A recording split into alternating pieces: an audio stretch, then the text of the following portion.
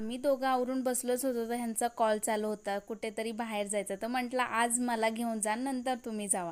तर आम्ही अर्ध्या रस्त्यापर्यंत पोचलो म्हणजे स्टार्टच केलेलं पोचायला तर आम्ही बघितलं की पेट्रोल संपत आलंय.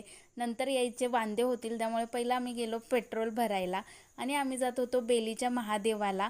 इथे वेगळं असं मला वाटलं ते बेलीचं महादेव आहे पण इथे बेलाचं झाड नसून सगळे बाबळीचे झाड आहेत. जिकडे तिकडे बाबळच होती.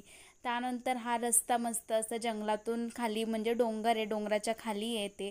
तिथे गेलेलो गर्दी खूप काय अशी खास नव्हती पण दर्शन पण खूप लवकर झालं. त्यानंतर आम्ही थोडंसं बसलो तर ते जंगल बघून मला विचार यायला लागले बिबट्या येत असेल इकडे हे येत असेल ते असं येत असेल. असो ह्यांनी मस्त असा गंध लावला होता. नंतर आम्ही निघालो तर हे मी ओम बघितलं जे की दगडांनी बनवलेलं आहे. त्यानंतर माझ्यासाठी अवघड काम ते म्हणजे हे चढून बाहेर जाणं. पण आमचं नशीब चांगलं होतं की आभाळ खूप आलेलं पण आम्ही पाऊस यायच्या आत घरी पोचलो.